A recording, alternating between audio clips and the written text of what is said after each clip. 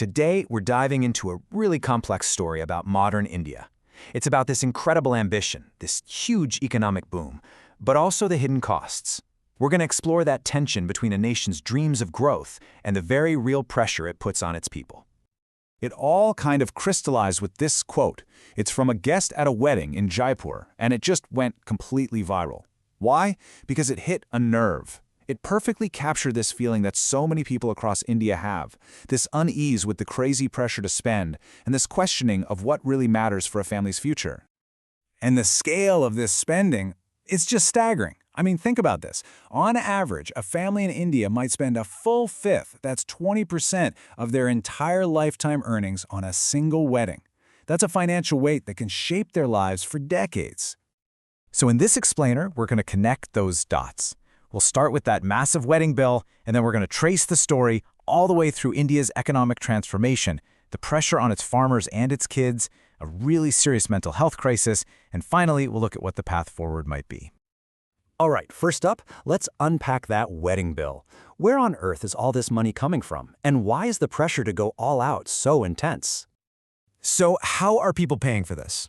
Well, a whopping 82% of the time, it's coming straight out of personal or family savings. And let's be clear, this isn't just pocket change. We're talking about families draining their nest eggs, taking out big loans, sometimes even selling off property or other assets, all for one celebration. So what's driving all this? Well, tradition is a huge part of it for sure. About 43% say that's the main reason. But that's not the whole story. Look at this. Nearly a third say it's about showcasing wealth and status. It's this powerful mix of old cultural expectations and very modern aspirations. But this pressure on families didn't just appear out of nowhere. To really understand where it comes from, we need to zoom out a bit, from a family's budget to a huge turning point in India's economic history. For decades, India's economy was, well, it was steady, but pretty slow. And then 1991 happened. The country was facing a massive economic crisis, and in response, it launched these radical reforms, basically opening up its markets to the entire world. That moment changed absolutely everything. And this shows you the two sides of that coin perfectly. On one hand, the goals were great, right? Modernize the economy, bring in foreign investment, give people more choices. But those reforms also brought a lot of criticism, like rising inequality, and this is key for our story, deep, deep distress for the country's farmers. Now let's focus in on one of the most painful results of these huge economic shifts, the crisis that started to unfold right in India's agricultural heartland. For so many farmers, this new economy turned into a devastating debt trap. See, they were pushed to buy these new, expensive, high-yield seeds. But at the exact same time, government support was being cut and global competition made crop prices crash. So, with their incomes tanking, they had to turn to private moneylenders, who charged insane interest rates, leading to debt they could just never climb out of. The human toll of this it's just almost impossible to comprehend. In 2021, on average, 15 farmers died by suicide. Not per month, not per week, every single day. And this intense pressure, it wasn't just happening out in the countryside. It rippled through cities, into urban homes, and it created a whole new set of expectations for India's younger generation.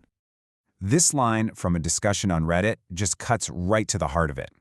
In a society that's dealing with all this economic uncertainty, children are often seen not just as family, but as a critical piece of the family's financial future. And that pressure creates what so many people call the youth rat race. Success in these hyper-competitive exams becomes the only thing that matters. A parent's praise, and sometimes even their love, can start to feel like it depends on your performance. In that kind of environment, a young person's entire sense of self-worth gets dangerously tied to their grades and what career they're chasing. So when you put it all together, the debt crisis in rural areas, this immense academic pressure in the cities, you start to see the outline of a nationwide mental health crisis, a silent epidemic. And the ultimate result of all this pressure is just a national tragedy. Today, the #1 cause of death among young people in India is suicide. For a long time, the law actually made everything worse. Attempting suicide was a crime you could be punished for.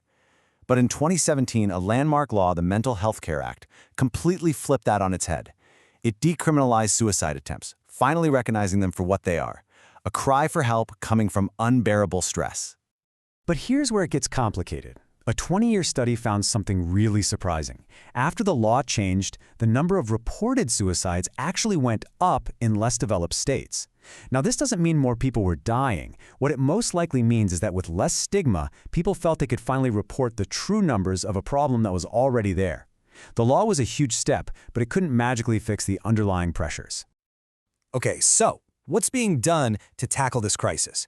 Let's take a look at the strategies that are being put in place from the very top levels of government all the way down to the community. At the national level, India is using a strategy that's guided by the World Health Organization's Live Life framework.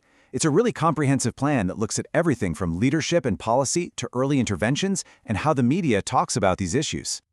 So what does that actually mean in practice? Well, it translates into real, concrete actions. Things like phasing out hazardous pesticides, which are often used in suicides in rural areas, making sure the media reports on these stories responsibly, and building mental wellness programs into workplaces and local healthcare. But look, big top-down policies can only do so much.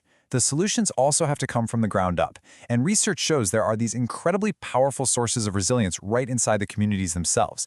Things like faith, which can provide a way to cope with hardship, and the powerful bond of family, that dream of giving your children a better future, that creates a really profound sense of purpose. And that brings us right back to the central question, at the heart of this entire story. From a viral post about a wedding to a national mental health crisis, it all comes down to this. As India continues on this incredible economic journey, how can it make sure that the price of all that ambition isn't paid with the well-being of its own people?